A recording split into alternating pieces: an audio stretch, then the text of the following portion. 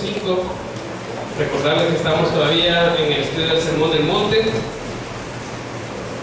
Y mientras los niños salen, pues nosotros vamos a ir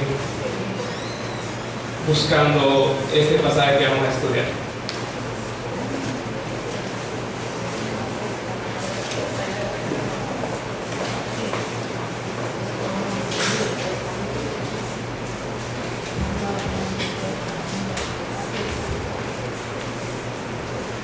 Vamos a orar.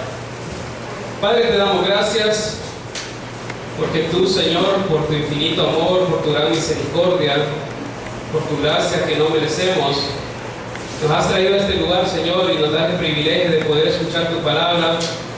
Señor, gracias por permitirnos tener el acceso a tu palabra, Señor, porque eres tú quien habla a nosotros directamente en ella, y nosotros estamos aquí, Señor, para conocerte mejor, para aprender de tu Hijo Jesucristo, para querer ser como es tu Hijo, Señor, como el Señor Jesucristo. Queremos llegar a la estatura de la plenitud de Cristo. Ayúdanos a aprender y a vivir conforme a lo que tú enseñas en tu palabra, Señor. Te damos gracias, Señor. Oramos en el nombre de Cristo Jesús. Amén. Bueno, hemos estado estudiando el Sermón del Monte. Ya llevamos algunos temas específicos del Sermón del Monte que demuestran cómo es la vida de una persona que cree en Cristo Jesús y que le ha entregado su vida a Cristo Jesús para que Él sea el verdadero Señor de nuestras vidas. Recordando algunas cosas de lo que hemos visto en el Sermón del Monte, aprendíamos temas como lo que es delante de Dios el cumplir o incumplir el mandamiento que dice no matarás. Y nos dábamos cuenta que cualquier enojo en el corazón, cualquier ira, cualquier sentimiento de enemistad contra otra persona delante de Dios era el equivalente a haber asesinado a una persona. De igual manera, en el estándar de Dios, el codiciar a una persona que no sea su esposa o su esposo delante de Dios es adulterio. Aunque no lleguen al acto físico mismo de adulterar, delante de Dios ya fue algo consumado. Así que en el estándar de Dios las cosas son diferentes a como nosotros pudiéramos imaginarnos. El último tema que vimos fue Jesús enseñando sobre el divorcio, haciendo un contraste con aquel pensamiento común que había en aquel momento donde le daba libertad a las personas de divorciarse por cualquier razón y tenían el matrimonio como un juego en el que podían entablar una y otra relación sin ningún problema con solo tener una carta de divorcio. Y miramos que Jesús decía no, el matrimonio tiene que ser algo importante y existe únicamente una salvedad para que el matrimonio pueda ser disuelto, y eso lo vimos la semana pasada.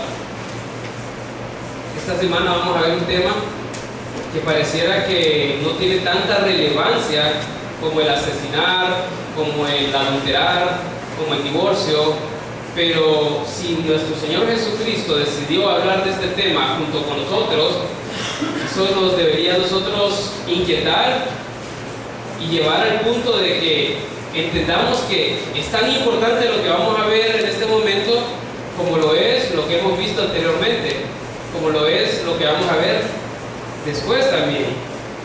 Pues vamos a hablar sobre, Jesús enseñó en esa porción sobre lo que son los juramentos. El poder jurar o poder afirmar algo bajo juramento, que de repente no es una práctica tan cotidiana de nosotros, pero nos vamos a dar cuenta que realmente tiene un impacto directo en nuestras vidas. Yo me acuerdo que cuando estaba pequeño, a mí me enseñaban algo. A mí me decían, no jures, solo los judíos juran, me decían. Ahora entendiendo un poquito más de la palabra de Dios, me doy cuenta que no, que la enseñanza no era precisamente esa. No es que solo los judíos son los que juran, sino que esa ha sido una práctica común de muchas culturas, de muchas religiones. Y el cristianismo o el judaísmo, que es de donde viene la raíz del cristianismo, no es de excepción en cuanto a este tema. Pero lo que el Señor Jesucristo enseña es muy importante para nuestro diario vivir. Tiene que ver con el valor de nuestra palabra. También recuerdo, recién llegado a Tegucigalpa, fuimos a ver un apartamento donde nos íbamos a quedar, donde una persona de Tecotepec que nos había ayudado a hacer como la conexión, había hecho la negociación, y en teoría cuando nosotros íbamos a estudiar solo íbamos a llegar a un apartamento, pero resulta que el apartamento no era tan parecido a como nos lo habían dicho por teléfono, ¿verdad? Era un poco diferente las condiciones a lo que habíamos escuchado que iba a ser el apartamento, pero de alguna manera, por lo menos en la forma en que me habían enseñado a mí, nosotros ya habíamos empeñado la palabra para decir ahí nos vamos a quedar, y habíamos hecho un trato verbal para que la persona que tenía el apartamento no se lo alquilara a otra persona, sino que lo reservara para nosotros. Y cuando fuimos a ver el apartamento y llevamos a algunos amigos que se iban a quedar en otro lugar, nos decían, ya no regresen, busquen otro lugar. Pero en nuestro corazón, por lo menos para mí era, pero yo ya di mi palabra de que ese lugar, de tener un acuerdo de que vamos a alquilar ese lugar. Entonces para mí era muy difícil quebrantar esa promesa, aunque no había un contrato firmado, pero se me había enseñado desde niño que la palabra es algo muy importante.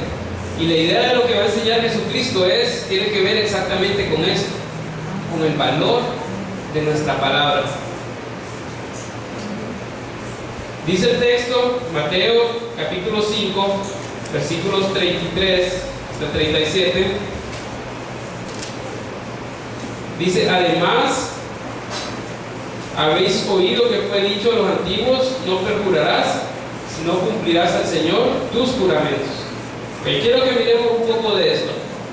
Tenemos que entender un poco lo que es la ley de Dios para poder entender lo que Jesús estaba enseñando y por qué Jesús estaba condenando una práctica que no era correcta, de tal manera que, como recordamos, lo hemos visto anteriormente, Jesús le decía, si vuestra justicia no fuera superior a la de los escribas o de los fariseos, es imposible que ustedes entren al reino de los cielos.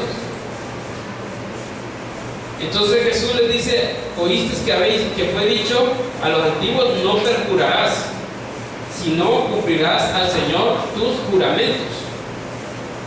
Entonces aquí viene una palabra que de repente no es muy común, tampoco no es tan desconocida, es una palabra que tiene un carácter legal, que es el perjurio o perjurar.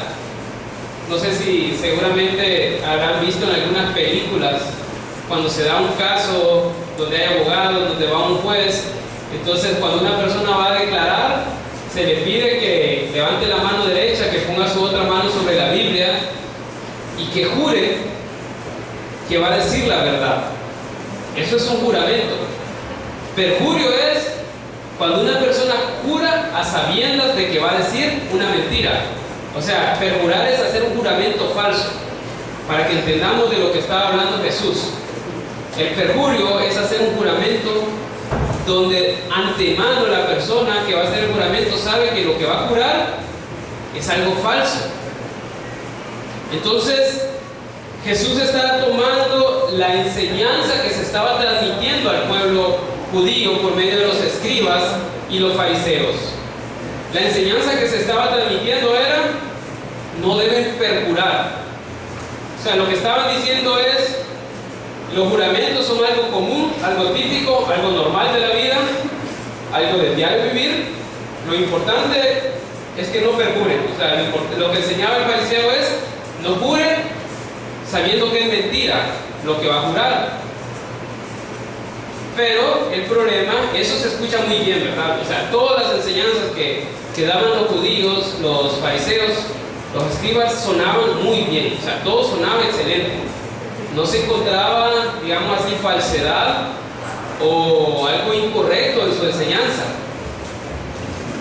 El problema que está señalando Jesús es, en esencia, que el perjurio en sí, como un mandamiento, no es parte de la ley.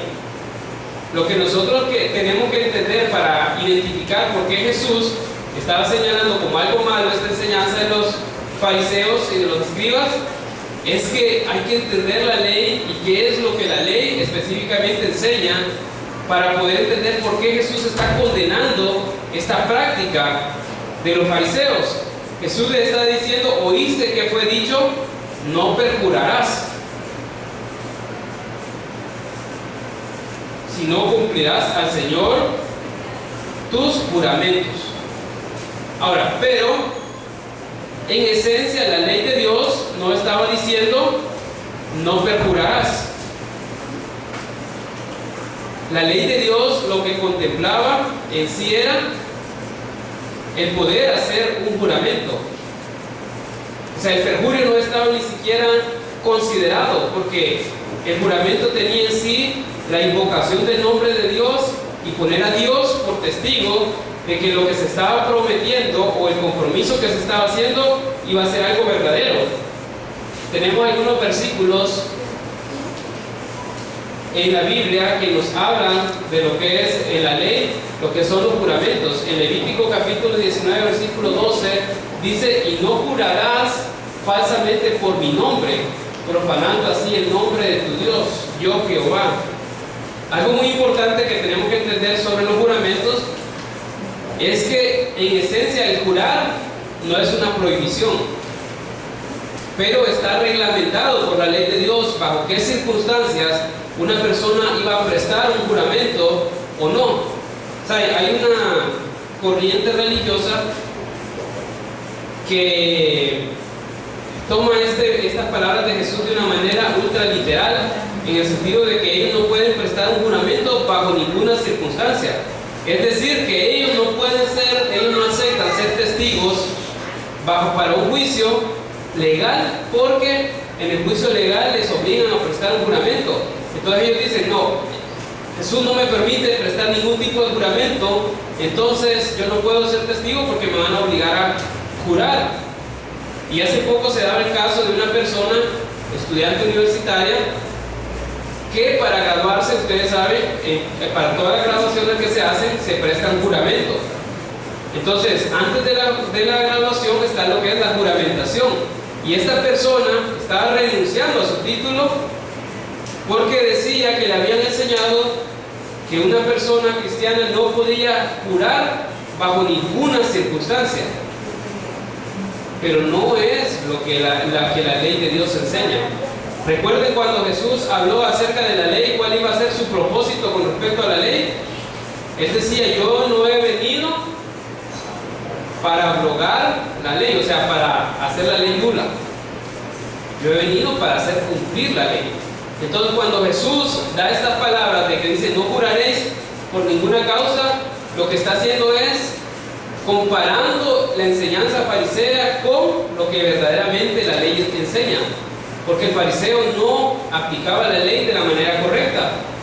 Entonces, en Deuteronomio 23, 21 dice, cuando haces voto a Jehová tu Dios, no tardarás en pagarlo, porque ciertamente lo demandará Jehová tu Dios de ti y sería pecado de ti. Es decir, una persona que dice algo bajo juramento tiene que entender que está poniendo el nombre de Dios en ese juramento, y no cumplir aquello por lo que está jurando o que no sea verdad aquello que está diciendo bajo juramento delante de Dios, le es contado como pecado. Ahora, pues nosotros no estamos aquí para hacer labor de juez, porque juez solo hay uno y es nuestro Dios. Él es el único que tiene la labor y la potestad de juzgar a una persona por sus actos. Pero Dios ha dado autoridad también a la iglesia para poder ayudarle a los discípulos de Cristo, a los hijos de Dios, a abandonar su pecado. Y en esas circunstancias, entre hermanos somos llamados a amonestarnos por nuestros pecados. No somos llamados a juzgarnos, sino que cuando podemos ver que bíblicamente una persona está actuando de una manera incorrecta, todos somos llamados a reprender el pecado. Cuando se hace un juramento, nosotros no somos los jueces para saber si una persona está cumpliendo o no con su juramento. El problema es que la persona que hace el juramento tiene que entender algo. Está empeñando su palabra al nombre de Dios. Y si le queda mal y si mancha el nombre de Dios, tiene que entender que pueden venir consecuencias muy serias para aquella persona que toma el nombre de Dios en vano. Dice, ¿qué implica el juramento? ¿Qué implica tomar el nombre de Dios bajo juramento? En los 10 mandamientos, uno de los mandamientos es: no tomarás el nombre del Señor en vano. En Éxodo 27 dice: no tomarás el nombre de Jehová tu Dios en vano. ¿Por qué? Porque no dará por inocente al que tome su nombre en vano. Es decir, aquella persona que se atreve a dar un juramento tiene que entender que está tomando el nombre de Dios. Y cuando jura tiene que tener bien claro que Dios no va a pasar por alto y no va a poder alegar inocencia delante de Dios si no cumple aquello por lo que está jurando. También dice Isaías 48:9, habla acerca del gran amor que Dios tiene por su nombre. Y cuando una persona jura, toma el nombre de Dios bajo juramento. Y dice, Isaías 48:9 dice: por amor de mi nombre diferiré mi ira, y para alabanza mía la reprimiré para no destruirte. Mire, la única razón por la que el pueblo judío y por la que nosotros existimos es porque Dios ama su nombre. ¿Y cómo sabemos que Dios ama su nombre? Porque Dios juró bajo su nombre que Él salvaría a la humanidad y que Él permitiría que del linaje de Abraham, del linaje de David, se levantara aquel que iba a ser Rey de Reyes y Señor de Señores. Y Dios lo dio bajo juramento. Entonces, no importando la maldad de ese pueblo y no importando nuestra maldad, por el amor que tiene Dios mismo por su propio nombre, porque no quiere que su nombre sea blasfemado, Él va a cumplir sus promesas por amor de su nombre. Dice versículo 9 o versículo 11: por mí, por amor de mí mismo lo haré, para que no sea mancillado mi nombre, y mi honra no la daré a otro. Lo que tenemos que entender en cuanto a la ley y los juramentos no es que Dios nos está restringiendo a jurar. De hecho, el versículo que miramos anteriormente decía que solo por el nombre de Él podemos jurar. Pero si hacemos un juramento, debería tener un propósito.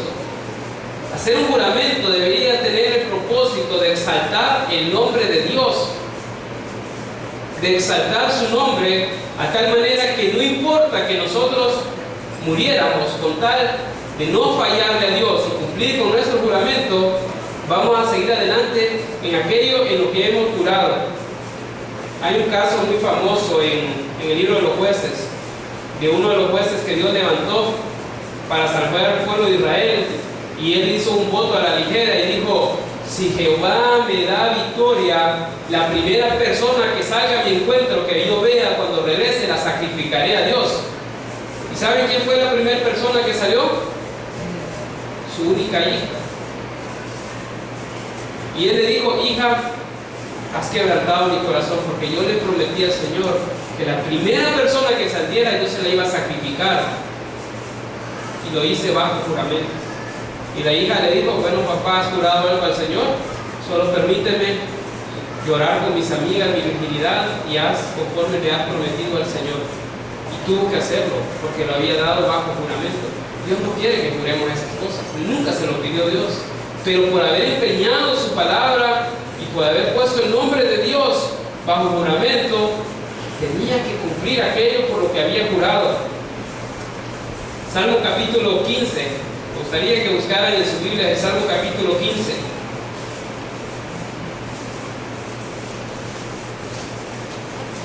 Salmo capítulo 15 habla de aquella persona que puede estar en la presencia de Dios con confianza y que puede estar delante de Él alegre.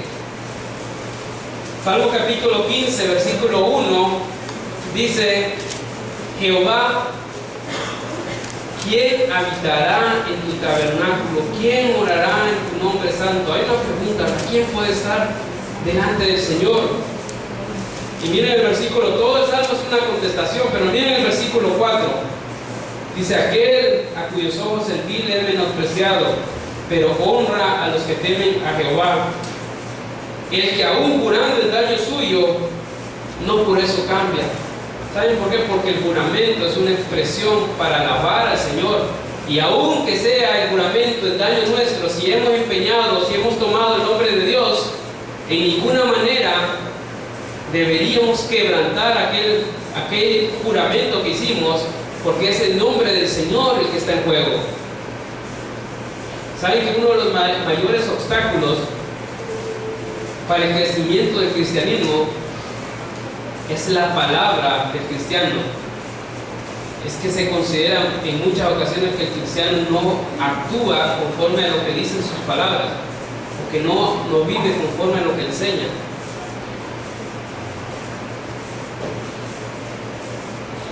El juramento debería ser tomado únicamente cuando queremos glorificar al Señor con nuestras vidas. Por ejemplo, algunos ejemplos aislados. Cuando una persona va a declarar sus impuestos, ¿saben cómo se llama la declaración de impuestos? Se llama declaración jurada. O sea que presenta al Estado una declaración bajo juramento y no hay opción. Y el Estado tiene la potestad de demandarlo si lo que está allí no es cierto, porque está jurando que es cierto. Entonces, una persona que va a presentar su declaración jurada tiene que entender que delante de Dios está presentando un juramento, y si es hijo de Dios, el nombre de Dios va de por medio. Así que cuando presenta la declaración de impuestos, tiene que hacerlo de una manera íntegra, justa. Dios no le dice que pague de más en los impuestos.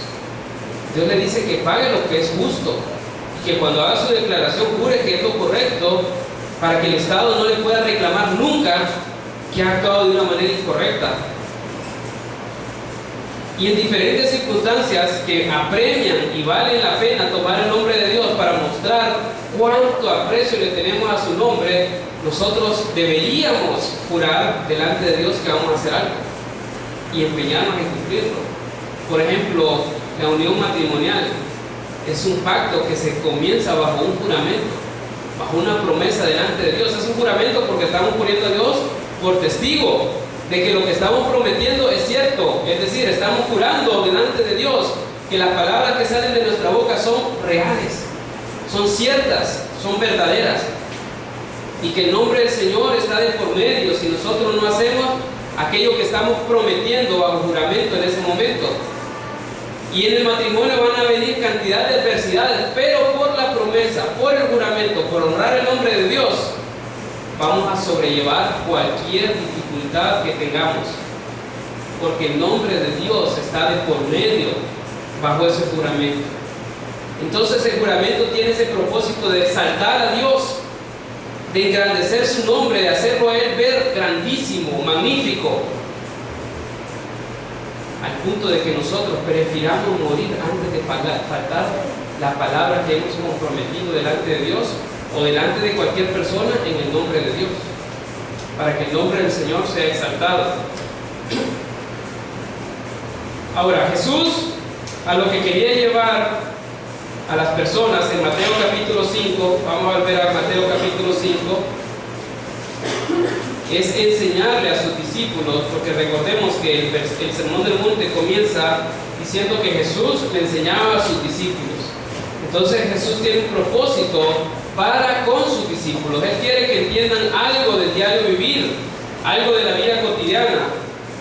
Versículo 34 dice: pero yo os digo, no juréis en ninguna manera, ni por el cielo, porque es el trono de Dios, ni por la tierra, porque es el estrado de sus pies, ni por Jerusalén, porque es la ciudad del gran rey. Ni por tu cabeza jurarás, porque no puede hacer blanco o negro un solo cabello, pero sea vuestro hablar sí, sí, no, no. Porque lo que es de mal de esto, de mal procede. Es decir, Jesús le estaba diciendo, si en sus relaciones cotidianas, si en su diario vivir, si en su diario andar, ustedes tienen que jurar que algo es cierto, lo más probable es que ustedes no tienen credibilidad. Lo más probable es que han perdido la credibilidad de su palabra y están viviendo como personas deshonestas. Por tanto, en el diario vivir, en sus relaciones cotidianas, los juramentos no deberían existir, porque su palabra debería ser siempre sí, cuando es sí, y debería ser siempre no, cuando es no. No debería haber un sí pero no, o un no pero posiblemente. Debería haber únicamente sí y únicamente no, para que podamos honrar nuestra palabra y que podamos quedar delante de las personas como personas veraces, como personas íntegras, como personas que vamos a testificar de un verdadero Dios que es veraz. Jesús está usando este contraste y está usando estas expresiones de no jurar por el templo, no jurar por Jerusalén, porque era la práctica común del fariseo, era la enseñanza normal. Si dejan una marquita ahí en Mateo 5 y vamos a Mateo capítulo 23, versículo 16 en adelante, verán que Jesús está nuevamente confrontando esta enseñanza de los fariseos de jurar a la ligera, y les voy a explicar por qué ellos juraban a la ligera. Dice Mateo capítulo 23, del 16 en adelante, dice: hay de vosotros, guías de ciegos, que decís, si alguno jura por el templo no es nada, pero si alguno jura por el oro del templo es deudor. Insensatos y ciegos, ¿por qué? ¿Cuál es mayor, el oro o el templo que santifica el oro? También decís, si alguno jura por el altar no es nada, pero si alguno jura por la ofrenda que está sobre él es deudor. Necios y ciegos, porque ¿cuál es mayor, la ofrenda o el altar que santifica la ofrenda? Pues el que jura por el altar jura por él y por todo lo que está en él, y el que jura por el templo jura por él y por lo que en él habita, y el que jura por el cielo jura por el trono de Dios y por aquel que está sentado en él. ¿Saben? El problema del fariseo es que ellos, en su deseo y su afán de presentarse justos ante la ley de Dios, tenían un montón de atajos legales que se habían inventado y decían: bueno, yo juré, pero no juré por la ofrenda, yo juré por el altar. Si hubiera jurado por la ofrenda hubiera quedado comprometido, pero mi juramento fue por el altar, entonces no tengo compromiso delante de usted. No he faltado a la ley de Dios, no he hecho nada malo. No le cumplí, pero no juré. Entonces Jesús quería contrarrestar esta enseñanza de que una persona podía evadir la responsabilidad inventándose cualquier cosa. Lo que Jesús anhela de sus discípulos es que una persona tenga una sola opinión. De hecho, el mismo apóstol, el mismo Santiago, uno de los escritores del Nuevo Testamento, ratifica la enseñanza de Jesús en Santiago capítulo 5, versículo 12. Tiene una enseñanza del mismo tipo que la que enseñó Jesús, no porque se la inventó, sino porque la aprendió de Jesús. Dice: pero sobre todo, hermanos míos, no juréis, ni por el cielo, ni por la tierra, ni por ningún otro juramento, sino que vuestro sí sea sí, vuestro no sea no, para que no caigáis en condenación. Lo que Jesús le está enseñando a sus discípulos en aquel momento, los que estaban presencialmente, pero también nosotros que estamos aquí, es que cuando nosotros hablamos no deberíamos necesitar juramentos, sino que cada vez que decimos sí, que nos comprometemos para algo, debería ser sí. Y que cuando decimos no, la gente tiene que entender que es un no, exclusivamente no. Pero saben, tenemos un problema en este tiempo, que a veces de repente mandando un mensaje, llamando por teléfono, de repente mandamos un mensaje y decimos: hermano, va a acompañarnos el domingo a la iglesia, y la persona dice: sí, hermano, fuerte conmigo, ahí voy a estar. ¿Y saben qué pasa? No llega. La pregunta es: ¿cómo se atreve una persona? Si no va a venir, lo correcto debería ser decir: hermano, no voy a ir. No importa la razón, pero si es un no, es no. Y eso va a ser más justo delante del Señor. En vez de decir sí y que se entienda que es un no. Yo creo que en una enseñanza como estas vale la pena hacernos una pregunta.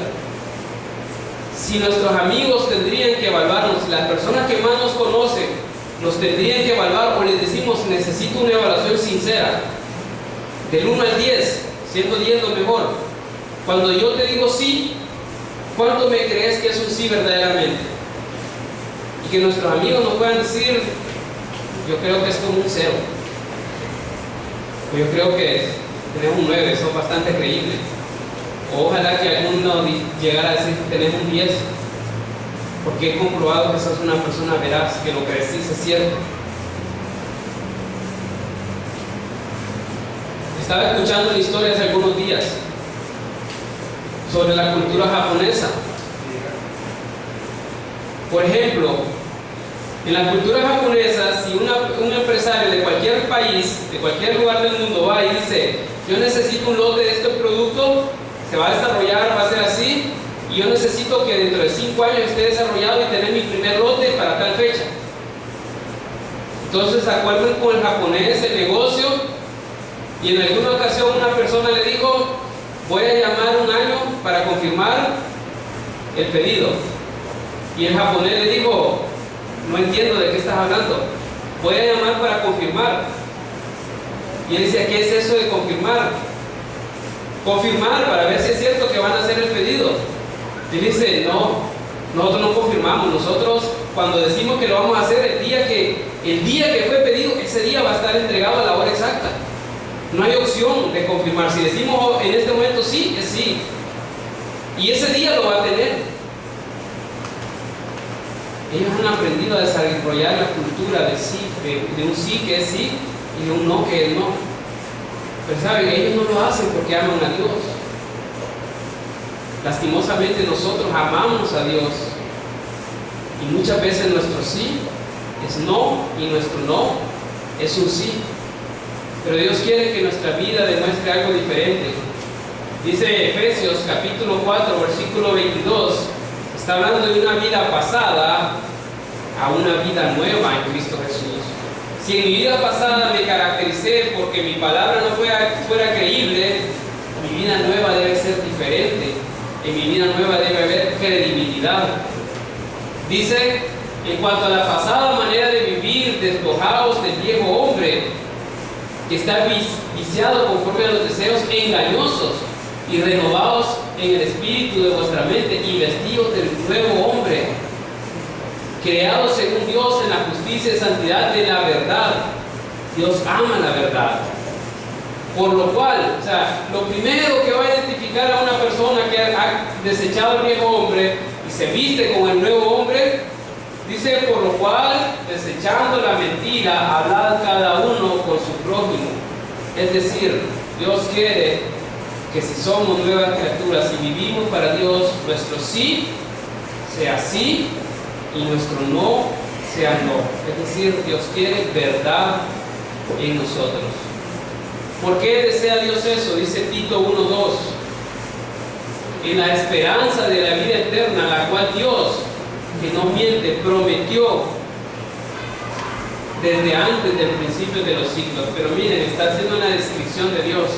Dice, Dios que no miente, o sea, Dios que es incapaz de mentir, que es imposible que de Él proceda una mentira. Cuando Él dice algo es verdad.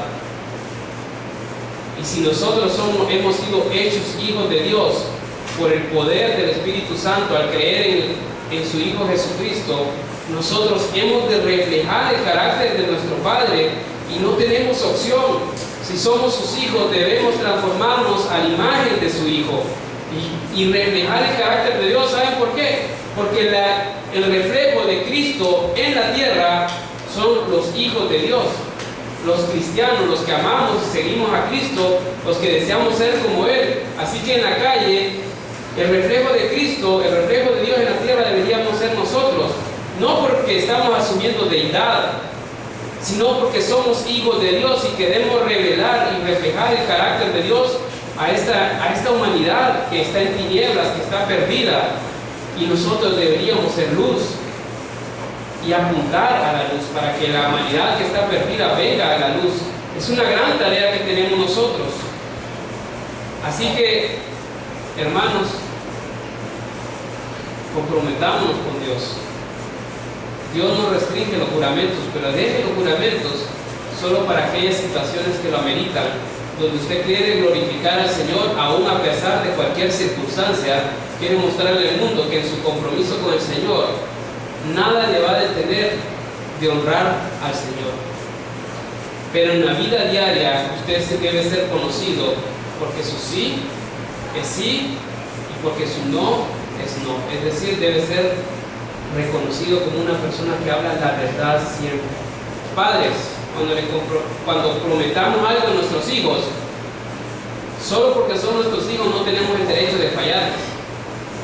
¿Cuántas veces como padres le hemos dicho, sí, yo la otra semana te voy a llevar al parque? Y pasa la semana y nuestro hijo nos recuerda, papá, me prometiste que me vas a llevar al parque. La otra semana te voy a llevar, perdóname que estuve ocupado. Con ellos son los primeros que debemos ser veraces. ¿Saben por qué? Porque cuando están pequeñitos nos creen todo, pero con la costumbre de fallarles van a dejar de creernos. Hijos, no le mientan a sus padres tampoco, nunca. Sean veraces. No hagan que sus padres duden de ustedes. Que cuando ustedes le digan algo a sus padres es porque es cierto, y que ellos cuando reciban una palabra de ustedes, ellos no tengan ninguna duda de que lo que están diciendo es verdad. Que sean creíbles. Y en la sociedad, en la iglesia, en cualquier lugar, seamos veraces. Que se hable de nosotros, que somos personas que hablamos la verdad, y que cuando tenemos que decir no, hagámoslo con valor, confiando en que el Señor nos está respaldando, porque muchas veces ser veraz es decir no. Tenemos que tener el valor de hacerlo. Así que comprometámonos a reflejar a Dios en nuestras vidas. Recordemos, Dios ama su nombre, y cada vez que le fallamos, el nombre del Señor está siendo blasfemado. Vamos a orar. Padre, damos gracias. Señor, tú eres bueno, tú eres veraz, y aunque en nuestro corazón lo cotidiano y lo normal es la mentira, el engaño, nosotros, Señor, creemos en tu Hijo Jesucristo y sabemos que hemos sido renovados, que hemos sido hechos nuevas criaturas, y que esta persona que tú hiciste por medio de ese nuevo nacimiento puede ser veraz, 100% veraz, y puede comprometerse a decir la verdad siempre. Ayúdanos, Señor, a ser reales, a ser veraces, a reflejar a Cristo Jesús en esta tierra. Oramos en el nombre de Cristo Jesús. Amén.